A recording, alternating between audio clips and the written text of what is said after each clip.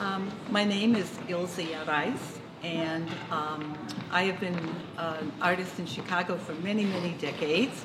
And I used to teach at the School of the Art Institute, the Evanston Art Center, and other places. And my earlier work was in textile collage, and then many other media. But most recently, I have become fascinated by the pattern in nature, which is called the growth spiral.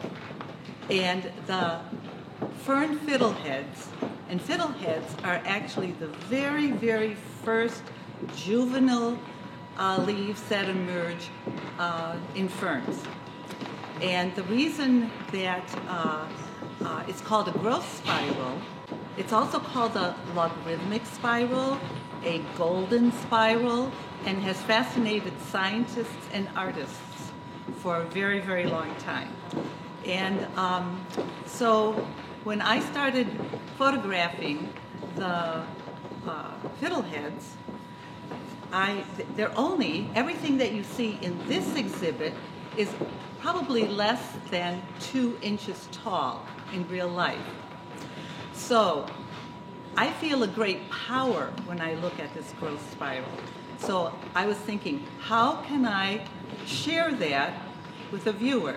So I decided that I would, first of all, work in spring, and then find places where the sunlight is very, very low, such as at dawn, and then lay down on the ground looking upward at 2 inches.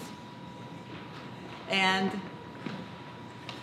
this meant like getting up early in the morning and scouting out locations and dealing with all the weather. But anyway, what I found is that they still didn't have the power that I wanted, because the spiral is a combination of something very powerful and also at its most vulnerable moment. And so by printing these images much, much larger and having the very low light of early morning sunlight, which would be the only time of day that the very delicate, ephemeral qualities would be lit up for just a few moments. This allowed me to kind of share with other people, and myself being the first audience, of this combination of opposites, powerful and vulnerable. And also, fern fiddleheads start out by being very inward, spiraling, and then they spiral outwards. So that's another kind of an opposite.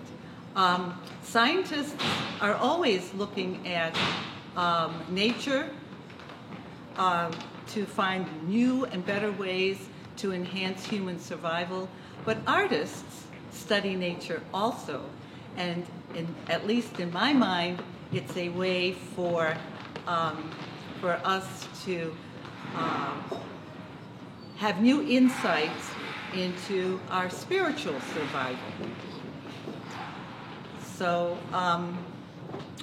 the ferns themselves are an amazing archetype.